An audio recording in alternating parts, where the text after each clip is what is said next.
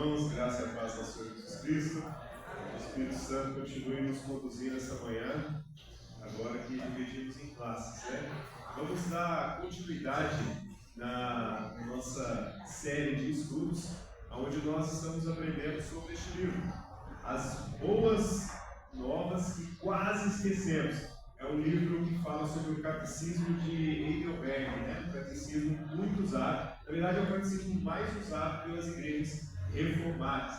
Nós aprendemos aí na história da igreja como se deu a reforma protestante, os primeiros reformadores, né, criaram vários ali catecismos para direcionar e orientar a igreja no ensino apostólico, uma vez que ela tinha se desviado dos primórdios ali da Igreja de Cristo. Então, em 1517, houve essa reforma onde nós voltamos ali para o ensino dos apóstolos, né, o ensino da palavra de Deus. E nós temos alguns catecismos, né, criados aí por esses teólogos que orientam a igreja até nos dias de hoje. Então, nós vamos passar aqui um bocado de dia, né, estudando sobre este catecismo. E na última aula que eu ministrei, nós aprendemos sobre as duas primeiras perguntas do catecismo, no total de 129 perguntas. Nós estamos agora, nós passamos pelas duas primeiras, que foram, né? Deixa eu ler aqui.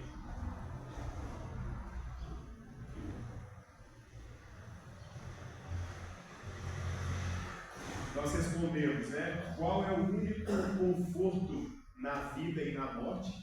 E depois nós respondemos também a pergunta: quais as coisas que você precisa saber para poder desfrutar deste conforto, né? E viver e morrer de modo mais feliz. Se os irmãos perderam essas duas primeiras aulas, elas estão gravadas e dispostas no YouTube. Eu até coloquei no link do grupo da igreja, né? Os links do grupo da igreja. Mas se alguém não estiver lá ou não conseguiu ver e quiser que eu mande, pode me procurar depois da escola dominical. Todas as aulas estão sendo gravadas justamente para isso. Às vezes os irmãos estão na escala de professores aí, e aí perde uma aula porque está dando aula. Então é um momento para a gente não perder nenhuma aula, né? E também poder revisar as aulas aqui ministradas.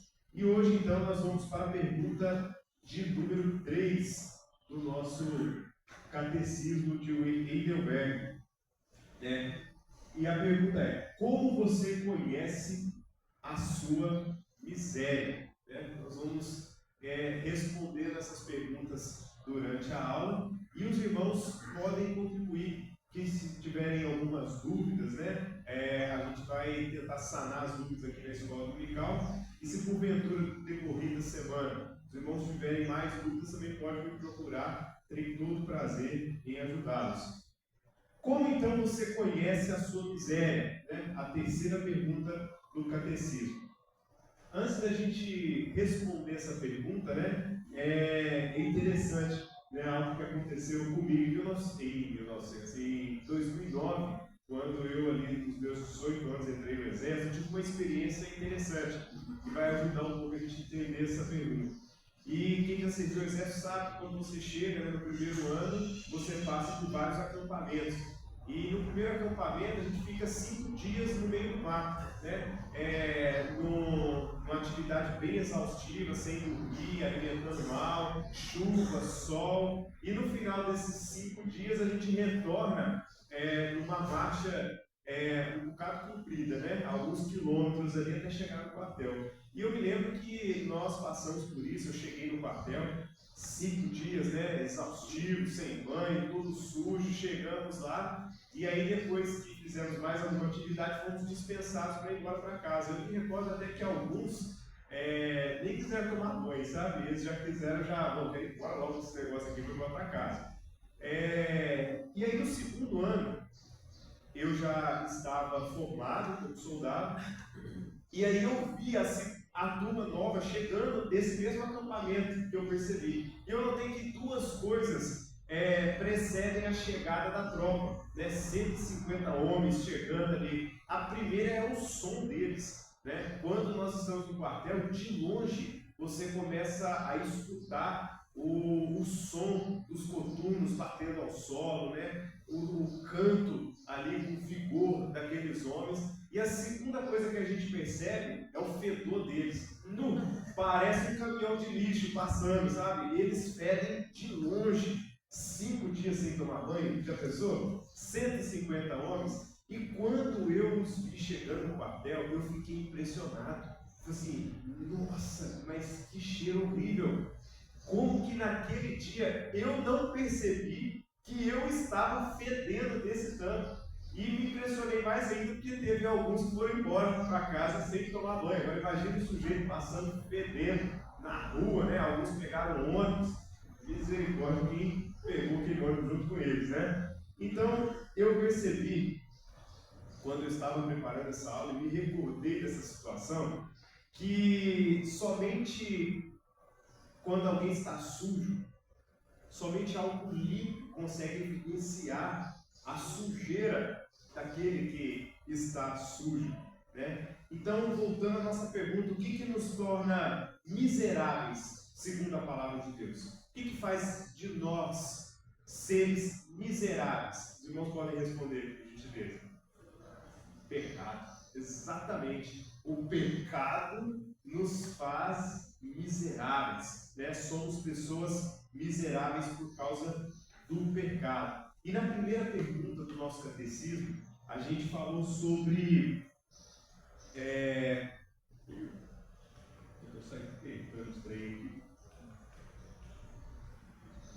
Na primeira pergunta nós falamos sobre o conforto. O que nos traz conforto? E aí algo interessante é que o conforto verdadeiro ele só pode vir para aqueles que sabem da sua necessidade de serem confortados, né? Isso me faz pensar quando nós temos que ajudar alguém que está passando por um vício, seja ele por drogas, bebida ou até mesmo jogos de azar. Quem já teve essa experiência sabe, no começo é fácil você ajudar uma pessoa que está iniciando um vício? Não é, sabe por quê? Ela não está vendo nada de errado, está tudo bom, ela está confortável, aquele vício ainda não afastou a sua família, ela ainda não perdeu o emprego, a saúde dela ainda está boa, ela consegue frequentar os mesmos ambientes, ninguém ainda está olhando de forma diferente. Então, quando você vai ajudar uma pessoa no início do vício, é muito difícil porque ela não está desconfortável, está tudo muito bem com aquilo. Só depois que ela começa a sentir o desconforto das consequências do vício, que ela começa a procurar ajuda. Quando ela começa a perder amizades, quando a saúde dela já começa a ficar prejudicada, quando ela perde emprego, perde a família, aí quando ela está desconfortável, aí ela vê a necessidade de ser o quê? Confortada, consolada, né? E a primeira coisa que nós precisamos fazer para experimentar o conforto do Evangelho é nos tornarmos desconfortáveis com o quê? Com o nosso pecado. Afinal de contas, é Ele que nos faz miseráveis. Nós precisamos estar desconfortados com os nossos pecados. Só que tem um problema. Que problema é esse? Existem muitas doutrinas por aí, ruins, que dizem que não devemos nos preocupar tanto com o nosso pecado, porque, afinal de contas, não somos pessoas tão más assim. São esses pregadores do pensamento positivo, né? Esses gurus da autoajuda, e nós temos visto pastores e ministérios trazendo essa ideia. Você é um queridinho do Senhor, você é amado de Deus. Eu sei que você tem seus pecados, mas Ele te aceita assim, do jeito que você está. Isso é um erro. Deus não te aceita do jeito que você está. Ele te chama do jeito que você está, mas Ele só te aceita se você transformar a semelhança do Filho perfeito dele. Então, eles nunca dizem isso. Por isso que eles passam a mão em cima do pecado. E as pessoas ficam o quê? Confortáveis. Afinal de contas, o meu pecado não está me impedindo de exercer a minha vida religiosa. Não tem ninguém ainda me perturbando, falando que eu preciso transformar a minha vida. São as igrejas aí que nós conhecemos na internet que estão abraçando todas as causas, né? Muitos artistas agora estão dizendo: virei evangélico, estou seguindo a Cristo. E aí a gente no primeiro momento fala assim: não, mas que bacana, né? Olha lá, Carla Pérez, né? Virou irmã, coisa boa. Aí quando veio no mesmo ano que eu descobri que ela tinha falado que converteu, ela estava no trio elétrico no carnaval e eu falei assim: uai, mas peraí, que igreja que ela está? Aí eu fui ver a igreja, tem vários outros artistas, mas é uma igreja do pensamento positivo, é a igreja do autoajuda, é a igreja do vem que não tem problema nenhum com o seu pecado, né? Pode permanecer com ele que Deus te ama, Deus te aceita dessa forma. Então nós devemos preocupar com esse tipo de doutrina ruim, porque nós devemos estar desconfortáveis com os nossos pecados. E o nosso catecismo ensina exatamente o contrário, né? Ensina que nós somos o quê? Totalmente depravados, totalmente corrompidos. E é o primeiro ponto dos 5 pontos calvinistas, né, que a nossa igreja adota, né? A doutrina calvinista, da reforma protestante. Nós aprendemos a história da igreja, né? Quem foi João Calvino e a importância que ele tem nas igrejas reformadas hoje.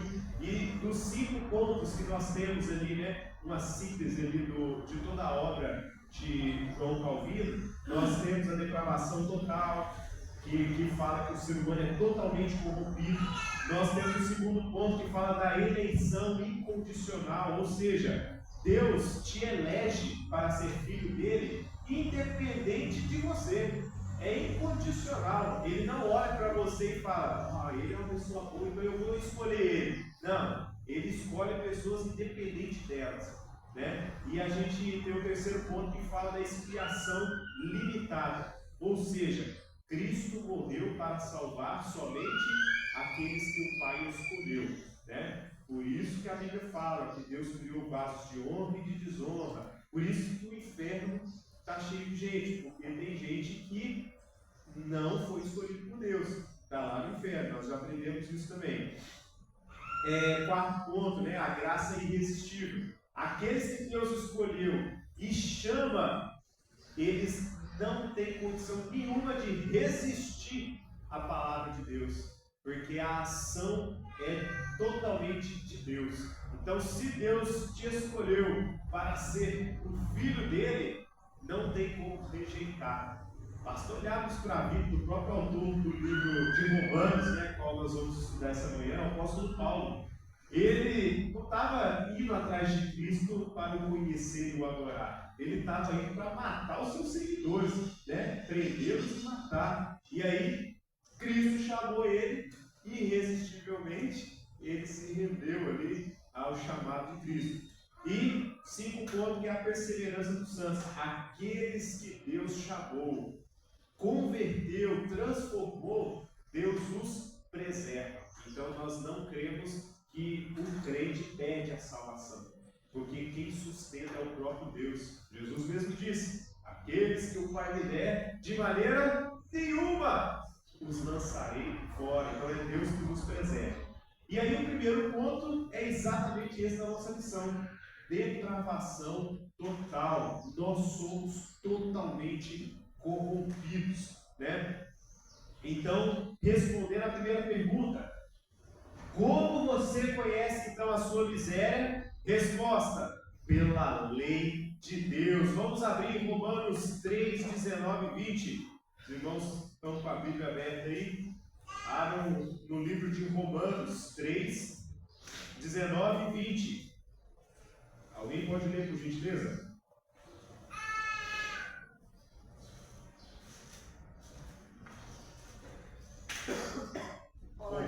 Romanos 3, 19 e 20. Pode ler.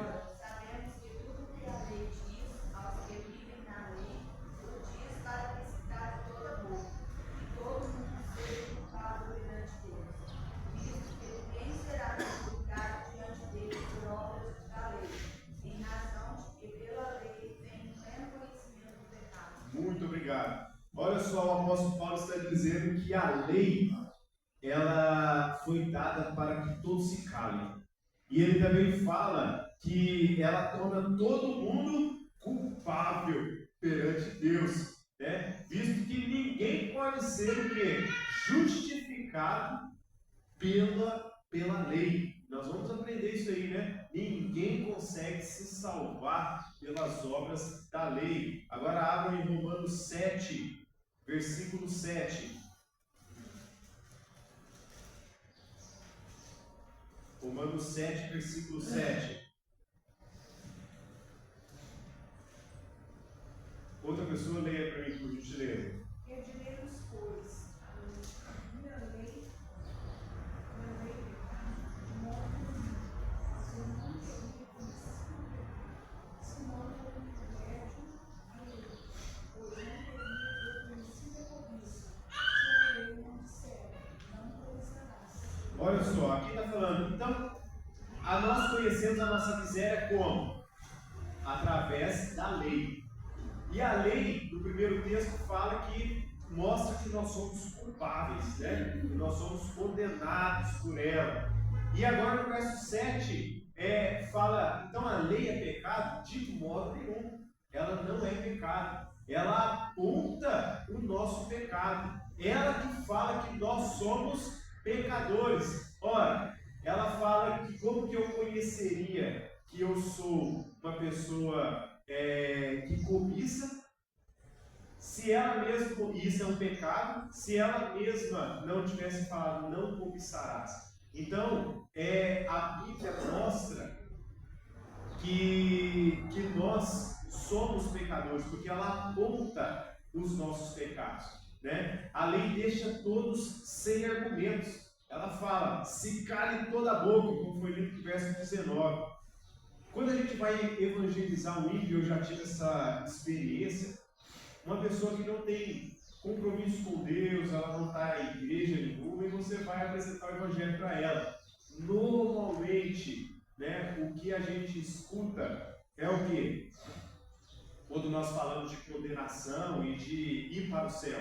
Ah, mas eu acho que eu mereço o céu, eu não sou uma pessoa tão ruim assim, né? Tem gente muito pior do que eu, né? Quem já ouviu isso? Eu já, né? Tem gente que fala assim, na balança ali de Deus, eu acho que eu fiz mais coisas boas do que coisas ruins. Logo, Deus vai me ajudar ali no finalzinho ali, eu sei que eu vou ter um lugarzinho no céu, porque afinal de contas, seria injusto eu ir para o inferno. Nunca matei ninguém, nunca roubei, nunca fiz nenhum cometi esses pecados escandalosos. Então, as pessoas respondem isso. Só que quando você, então, aprofunda, e eu encorajo os irmãos a fazerem isso, quando uma pessoa chegar e falar assim, mas eu acho que eu não sou tão ruim assim.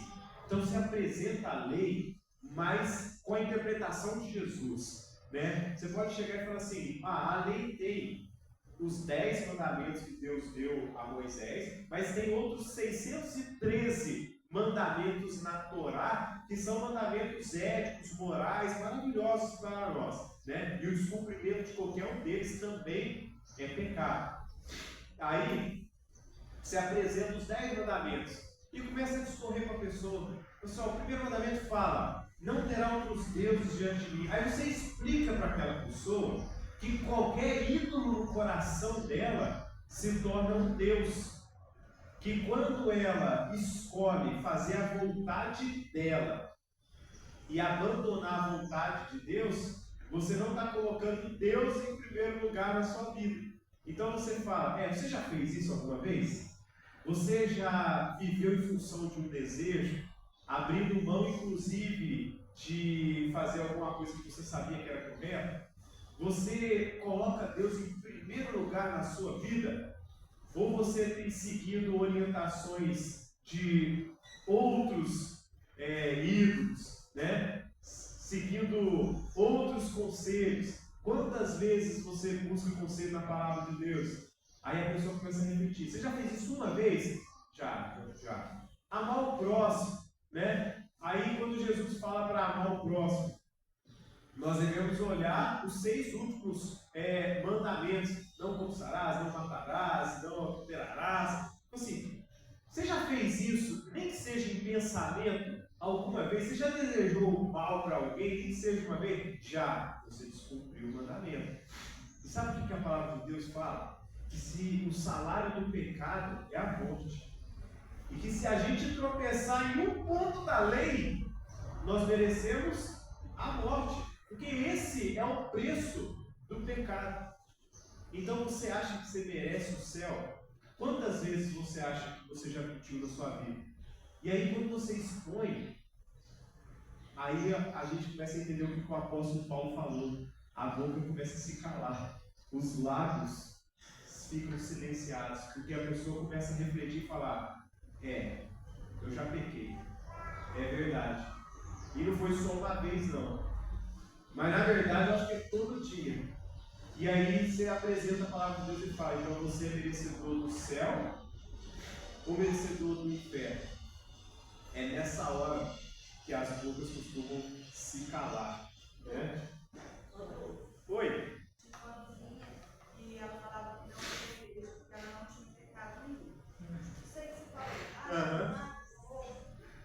E era muito nova ainda, né? Ela falou isso. Depois eu falei pra ela que a Bíblia está seguindo que ele que fala, não comete pecado, já está pecando, né? Sim, é isso mesmo. Então, só de falar que não tem pecado, a pessoa já cometeu pecado, né? Exato. É a única coisa que eu tinha que falar. E é isso. O problema é que o catálogo de pecado das pessoas que não conhecem a palavra de Deus é bem pequenininho, né? E eu acho que é escolhido a dedo, né? Ela olha aqueles que ela nunca fez e fala assim, viu, se eu não cometer nenhum desses aqui, então eu mereço o céu, né? E é isso que as pessoas elas costumam fazer. Para que elas fazem isso? Por que elas fazem isso? Porque elas não querem se sentir desconfortadas. Elas não querem ficar desconfortadas com o pecado. Elas querem ficar bem com aqueles pecados dela. Então, elas vão fazer o que com a lei de Deus? Fugir dela. Eu não quero saber da lei de Deus, porque ela vai me mostrar o pecado que eu tenho. Ela vai mostrar a minha miséria. E quando nós olhamos para esses textos, né, e meditamos honestamente na lei, devemos nos sentir como? Como que a gente tem que se sentir? Igualzinho o apóstolo Paulo se sentiu no verso 24 do capítulo 7. Miserável homem que sou, quem me livrará do corpo desta morte? Então o próprio apóstolo Paulo, discorrendo sobre a lei de Deus, ele dizendo que a lei aponta para o pecador, condenando ele, mostrando a miséria dele, ele então chega à conclusão, fala assim, miserável homem que sou, quem me livrará do corpo desta morte? Ele se sentiu o quê? Desconfortável com o pecado. Oi? Eu vou falar de Deus para minhas irmãs, porque elas vão falar com fanáticos. Aí quando eu falo das imagens, ela fala que é o bezerro de ouro. Que essa imagem que fala na Bíblia é o bezerro de ouro. Que Deus fala que não é para plantar diante dele. Mas eu falo, não é todas as pessoas, esse santo bonito, é bonito o santo lá dentro. É tudo de gesso, resina, é coisa que não escuta. Gosto dessa maneira. Mas eles leem, só se vão achar que é a cabeça. Porque eles leem e não entendem. Eu costumo me confortar, sabe? Porque com a ideia de que quem converte não sou eu. E quando a gente olha, porque senão a gente fica frustrado demais e acaba desanimando com a evangelização. Porque a gente, quando coloca a responsabilidade que não é nossa, de converter as pessoas, aí a gente vai ficar frustrado e vai desanimar. Então Deus falou o quê? Só anuncia. Só anuncia. Quem eu quiser eu vou transformar. Foi assim com Martinho Lutero. Lutero, né, o nosso reformador maior ali, ele era o quê? Um monge agostiniano, padre, né, professor de seminário. E ele ensinava essas coisas, ele ensinava a idolatria, ele ensinava a adoração a santos. E aí a adoração, a intercessão de Maria, ele ensinava essas coisas. Só que aí o que aconteceu?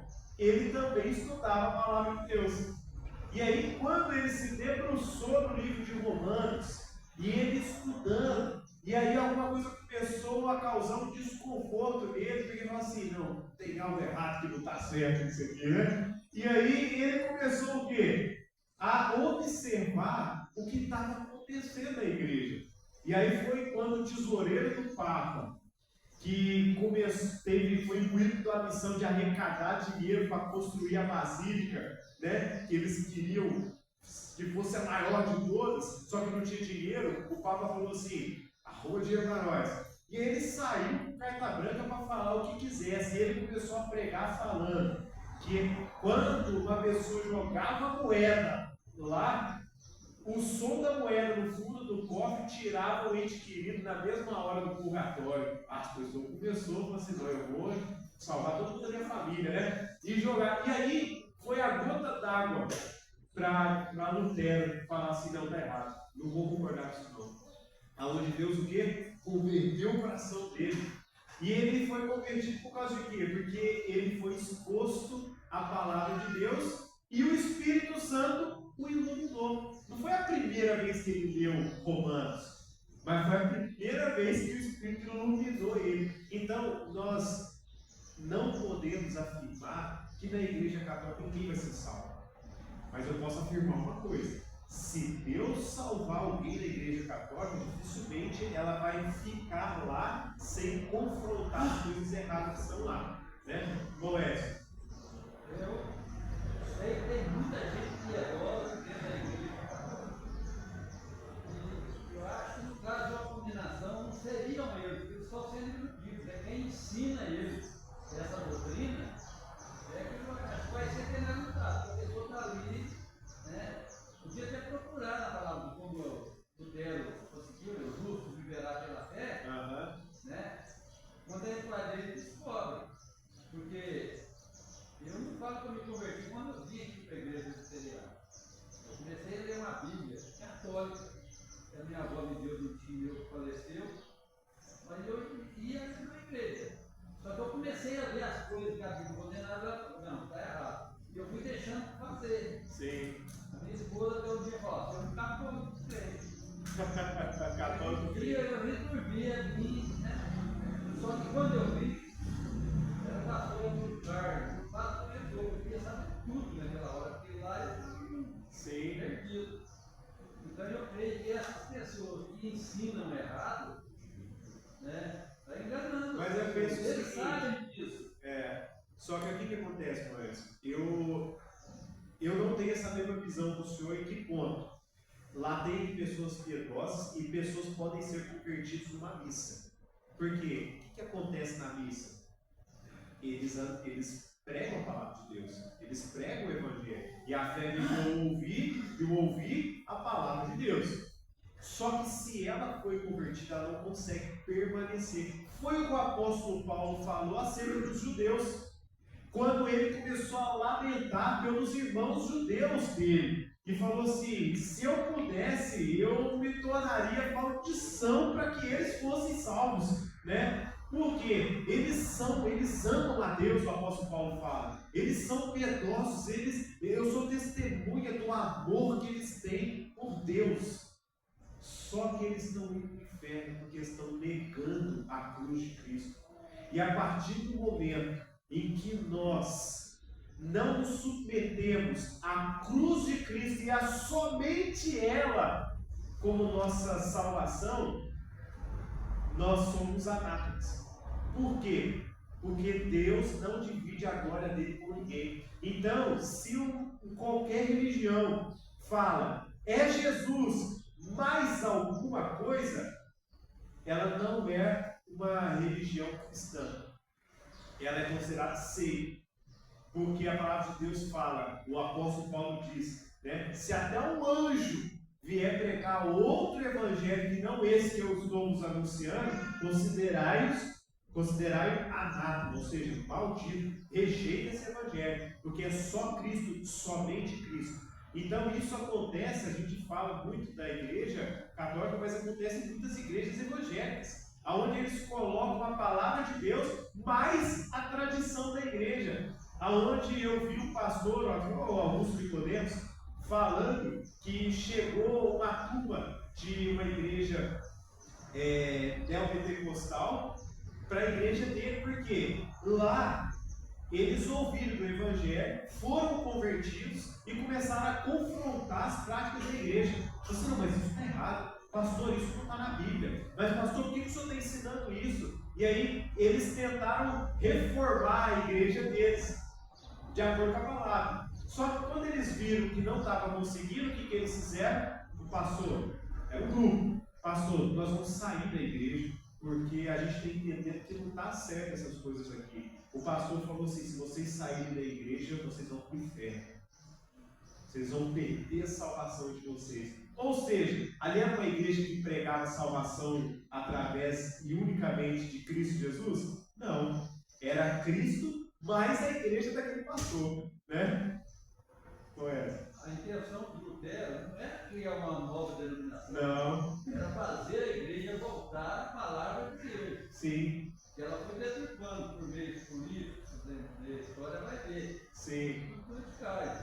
A Confissão de Fé de Pessimismo, lá, ela foi convocada pelo parlamento inglês, não foi por clérigos. Foi, não, exatamente. Para combater o arminianismo. É porque eles estavam vendo, os políticos, eles eram muito vinculados com a religião, com a igreja. E aí, quando eles viram o movimento, o que aconteceu? Tanto esse também, catecismo de Wittenberg, foi a mesma coisa.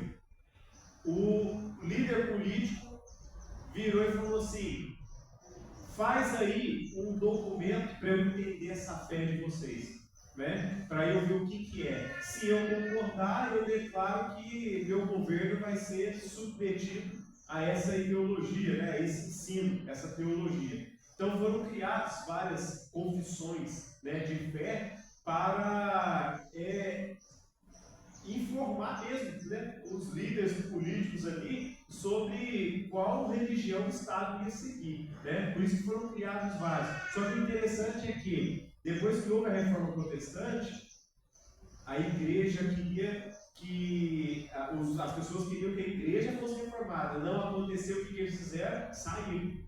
E aí foi quando criou as igrejas protestantes. Eu creio que começou lá com Constantino, quando ele declarou o cristianismo uma religião oficial do Império Romano. Foi, na história. Todo mundo que mamava na teta, pode ser um declarar. Só tinha que estar aqui na aula de história, viu? Só faltou na aula de história, só tinha que estar aqui, ué. E aí, o que aconteceu, né? O apóstolo Paulo, ele, na carta de Romanos, é interessante porque ele não tinha ido na cidade de Roma. Então ele comunicou com a igreja através de carta. Então, ele escreveu a carta de Romanos com um formato diferente das outras cartas. Porque ele foi escrevendo e aí ele foi falando assim: não, vai que alguém pergunta isso, então eu vou colocar. Aí vocês perguntam, aí alguém pergunta, e aí ele vai perguntando para ele mesmo responder na carta. E aí ele fala, né? Mas a lei é ruim? Aí ele mesmo responde: claro que não! Romanos 7,12. De modo que a lei ela é santa, e o mandamento santo, justo e bom. E quando eu falo que a lei condena, a lei mata, é onde Jesus falou que a palavra mata, e muitos evangélicos aí falam assim, na minha família mesmo, lá de São Paulo, graças a Deus, hoje eles saíram da igreja que eles estavam. Por quê? O pastor da igreja lá falava que eles não podiam estudar a palavra de Deus porque a lei mata. E só o pastor que podia ensinar, porque se alguém estudasse sozinho, poderia, com certeza, ia morrer. Então, eles tinham medo de abrir a Bíblia em casa.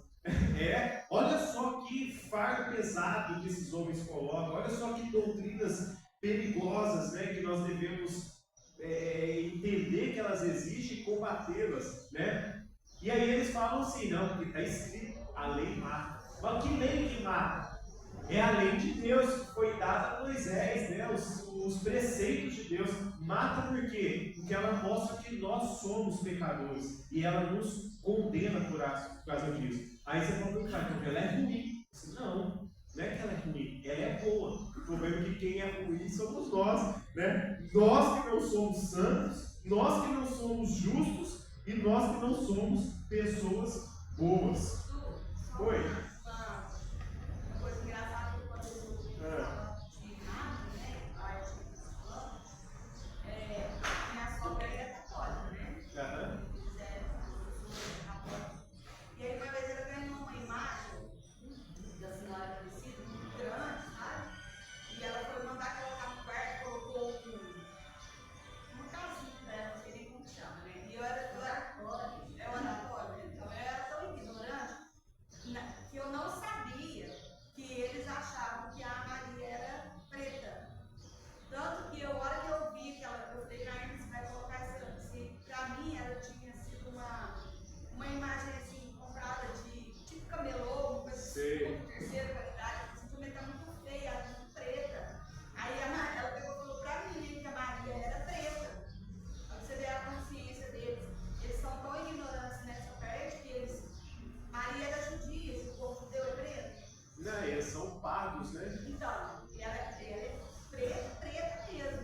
Né? Não, e é tão Aí eu assim. queria até eu falei, eu aprendi isso agora, eu nem sabia que a Maria era preta. E era tão Eles interessante. achavam, né? Jesus era loiro e jogo azul também. Então, Né? é uma coisa assim, que eles são tão certos, né? Ignorância deles.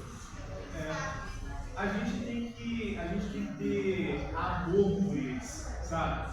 Porque e pedir para que Deus nos dê sempre a oportunidade de apresentar o Evangelho de Cristo para eles e nós orarmos falando assim, Deus, ilumina o coração deles. Né? Meu pai é católico, dificilmente eu consigo desenvolver uma conversa com ele. Né? Louvado seja Deus, eu também oro, continuo orando. E aí assim, só que a gente sabe que a obra não é nossa, a obra é do Espírito Santo. Mas o pregar o Evangelho é uma obra nossa. Ô, Lu, só tirar mais uma dúvida. Sim, pode falar. A minha sogra hoje, por exemplo, meu sogro faleceu, né? Não tem mais como. Mas a minha sogra hoje, por exemplo, ela está com Alzheimer. Ela não conhece nem ninguém mais, não sabe mais nada. Né? Ela não sabe nem onde ela está. Ela fala na casa dela, ela não sabe nada. Mas aí, como que vai, tipo assim... Agora que está mais fácil ainda, ela não vai contestar nada que a senhora falar. Não, mas aí pela salvação dela. Sim, a gente prega do mesmo jeito que eu pregava com meus filhos no ventre da minha esposa. E a ela, eu creio que uma criança no ventre, ela já pode ouvir o Evangelho, porque não foi assim com João Batista, quando ele na barriga da mãe dele chegou a Isabel, chegou perto de Maria, que também estava grávida. O texto fala que quando Maria falou, o bebê no ventre já encheu do Espírito Santo e não parava quieto, começou a se mover de um lado para o outro. Então nós cremos, né, Mateus? Nós pentecostais, às vezes, aí, vamos tirar as versões, né? Ah, é? Eles rodopiam por causa disso? Eles falam assim, quem tem o Espírito Santo não consegue ficar parado. Ah, é? Eita, essa eu não sabia não, hein? É novo agora. Eu já vi aquelas bandas pentecostais falando isso. Que é isso? Não era você não, né?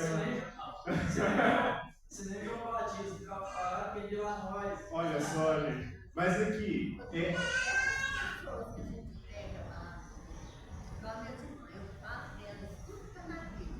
Sim. E elas não acreditam. Né? Elas acham que é outras coisas. Sim. Aí, no caso, elas podem ser salvas, mesmo por mostrar a verdade. No tempo de Deus, se elas forem escolhidas pelo Senhor, sim, com certeza. Igual aconteceu o quê? Todo mundo que Jesus, próprio Deus, próprio Filho de Deus, pregou o Evangelho, essas pessoas converteram? Não. O próprio Nicodemos, que era o fariseu, não se rendeu à pregação de Jesus.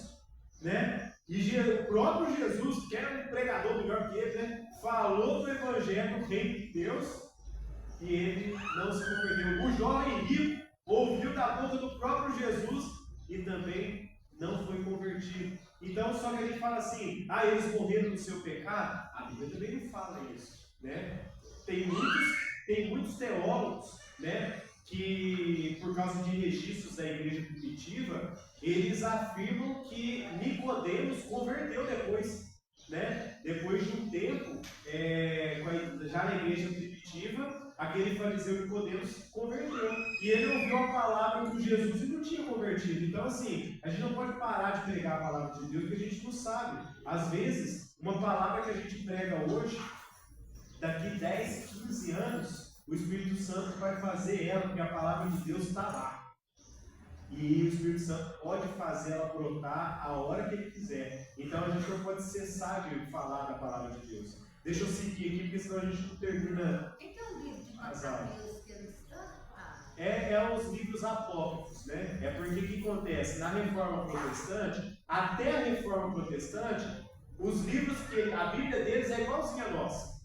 Só que depois que Martinho Lutero confrontou eles com as 95 teses, aí eles foram atrás de outros livros para justificar as práticas heréticas deles e falaram, não, esses livros também foram inspirados pelo Espírito Santo. Então eles acrescentaram esses livros, né? E que livros são esses? Livros que eles escreveram? Não, livros que foram escritos inclusive na época dos profetas mesmo. Né? O Macabeus foi escrito logo depois ali de Malaquias, né? Entre o período neotestamentário, né? Os 400 anos ali, que o último profeta foi Malaquias, né? E aí de Malaquias, qual foi o próximo profeta?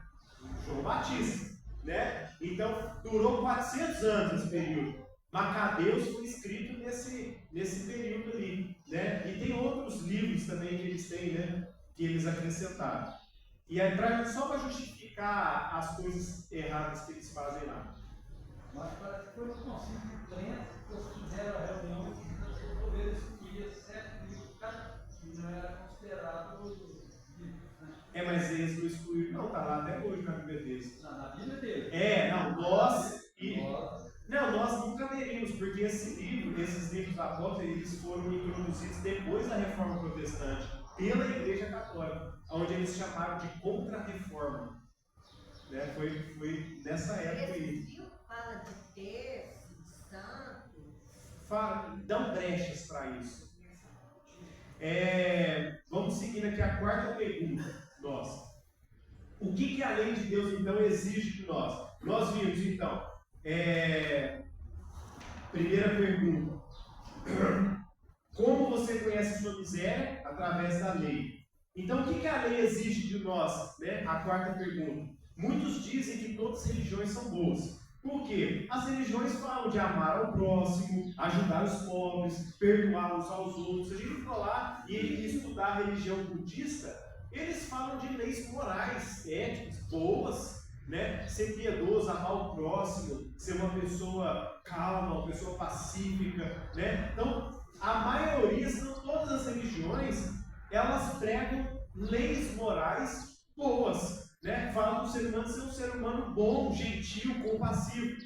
Só que quando nós observamos a palavra de Deus e a história e essas outras religiões, a gente chega à conclusão que existem só duas religiões. Primeiro, a religião que diz que a salvação gira em torno do cumprimento de um código moral. Então, as religiões falam que se você cumprir os códigos morais que nós estamos te apresentando, você vai ser salvo. Então, a gente fala que é a salvação pelas obras. Se você faz, você merece ser salvo. E aí, quando nós conhecemos a palavra de Deus, nós vimos o quê? Que tem a religião cristã bíblica, cristã histórica, que fala o quê? Se trata de um Deus que salva pessoas que não conseguem guardar esse código moral. Então, a salvação é pela graça. Então, existe a religião que fala que as pessoas são salvas porque guardam os códigos morais, se cumprirem elas vão ser salvas, e existe a nossa religião bíblica, que fala que a gente não consegue guardar, mas que Deus salva os miseráveis que não conseguem guardar essa lei, né? É a única religião que não prega salvação por obras, é o cristianismo bíblico. Porque tem o cristianismo católico e de algumas igrejas evangélicas que falam que a salvação é por obras, né? A maioria, nós somos a minoria nisso aí. A maioria fala que a salvação não é só Cristo. Deus faz a parte dele, mas você tem que fazer a tua também, senão você não vai ser salvo não. Assim, não, nós cremos que a nossa salvação é pela graça. É o único caminho, né? É pela graça.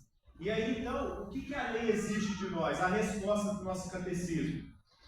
Cristo nos ensina isso, que a lei exige de nós, em Mateus 22, 37, 34, está ali na tela.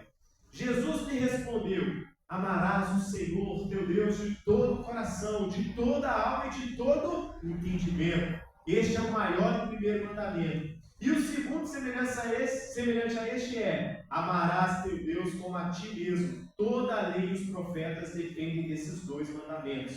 Então, o que a lei exige de nós? Jesus resumiu. Ele resumiu nos dois mandamentos ali, né? Amar a Deus sobre todas as coisas, com todo o teu entendimento, e ao próximo como a ti mesmo. Toda a lei está embutida nessas duas. E aí, quando a gente medita nessas verdades, né, de forma superficial, romantizada, a gente vê muitas pessoas falando assim: olha, Jesus até resumiu para ficar mais fácil para a gente. Olha só como é que Jesus é bonzinho. Era difícil. Aí agora, depois de Jesus, ficou mais fácil, que ele até resumiu.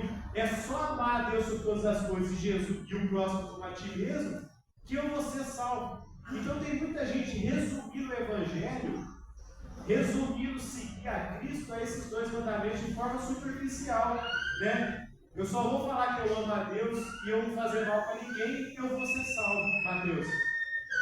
Essa parte do legalismo, ou seja, do cumprimento da lei, que é algo que nós não conseguimos cumprir 100%, né, perfeitamente, é algo que tem uma via de mão dupla. Por exemplo, outro dia eu estava no trabalho, um cliente entrou nesse assunto comigo lá, que ele sabe que eu sou da igreja, eu sou da igreja católica lá, eu cresci lá dentro, não desanimei, porque eu falei assim: eu não vou conseguir chegar no céu não consigo não, eu não consigo. E eu acabei desanimando. Aí eu falei: não, aqui eu estava no balcão e ele falou: não vou ficar presente, tinha muita gente perto, e ali tem essas, infelizmente, né, de empresa, assim, os superiores estão sabendo, o cara lá treinando no balcão da hora lá, é perigoso. É mau testemunho. E eu falei: aí depois eu chamei de particular, eu conversei com ele. Por quê? Ou o legalismo, ele faz com que a pessoa sirva a Deus até de uma forma assim: nossa, eu preciso cumprir, né? E esse lado é bom, eu preciso cumprir, realmente, preciso obedecer a Deus, mas aquele outro ponto que a gente precisa entender: eu não faço boas obras para ser salvo, eu faço boas obras porque eu sou salvo. Então a salvação não é consequência das minhas boas obras. As boas obras é uma consequência da salvação. Sim, eu não alcanço Cristo Jesus, eu fui alcançado por Ele, é diferente, né? Jesus não facilitou as coisas, né? Complicou. Não, demais. Pelo pecado, para ser punido, tem que ser consumado. Hoje não, se você olhar, né, desejar o mal ao próximo, você já pecou. Se você desejar a mulher que você pecou. Se você desejar roubar, você já pecou. Então, para dominar o seu pensamento, e foi isso mesmo. Por isso que Jesus falou para os fariseus: vocês erram porque vocês não conhecem a lei. Vocês não entenderam a interpretação. A lei sempre foi a mesma. Só que vocês reduziram a lei a legalismo barato, né? E eu estou falando o seguinte: a lei é muito mais profunda. A lei é para mostrar que vocês não conseguem. Esse é o ponto. O judeu até hoje acha e prega que a salvação se dá pelo cumprimento da lei.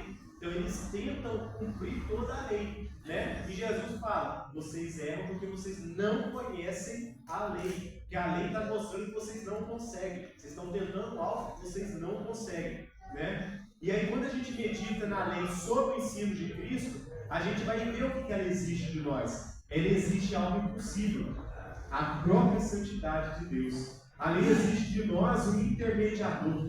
Ela exige de nós um salvador.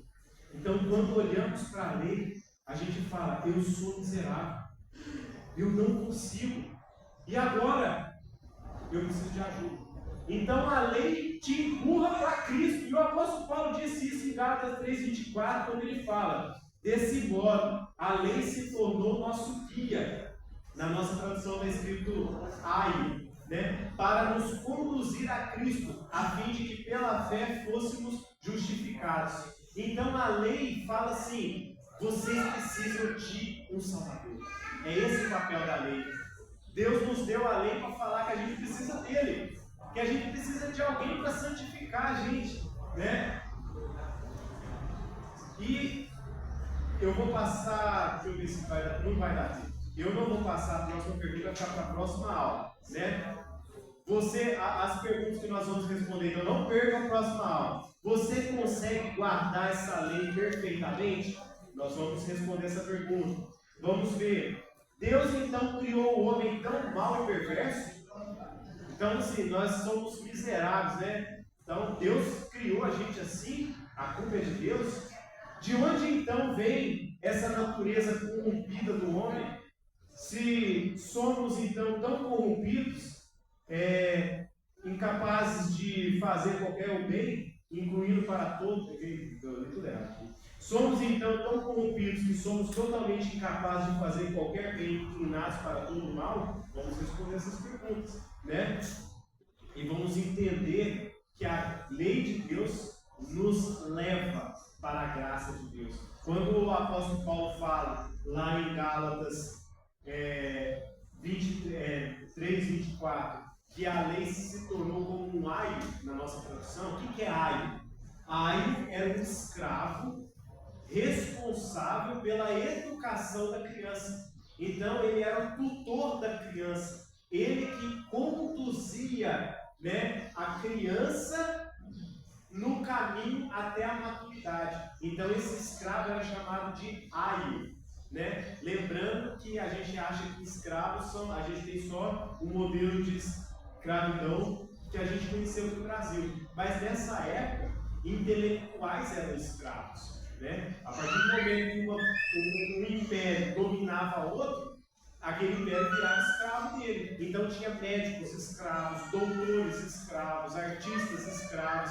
Então eles pegavam esses escravos intelectuais e eles viravam aio. E aí o apóstolo Paulo está falando o quê? A lei é esse aio.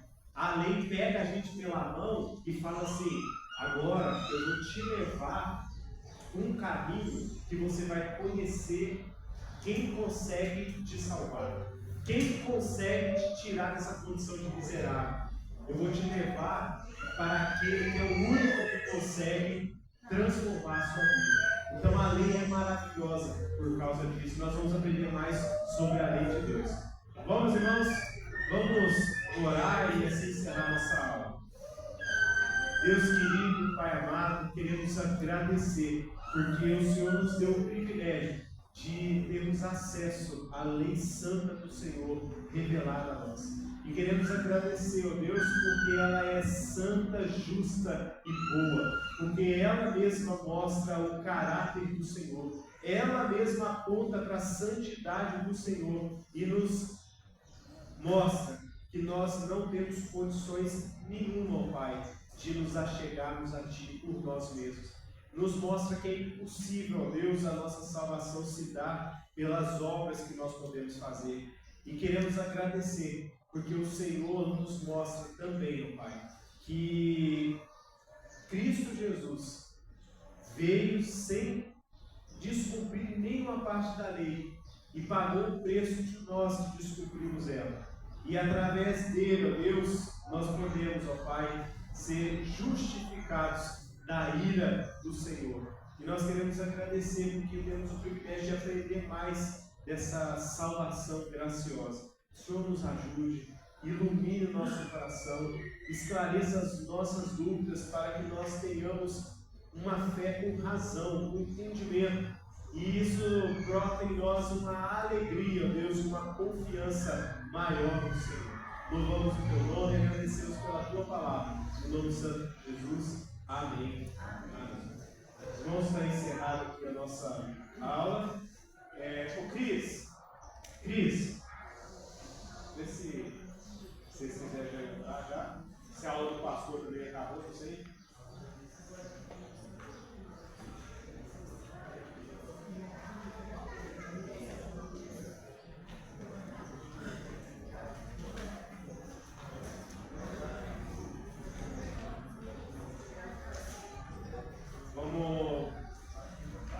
Vamos agora para os versículos das crianças.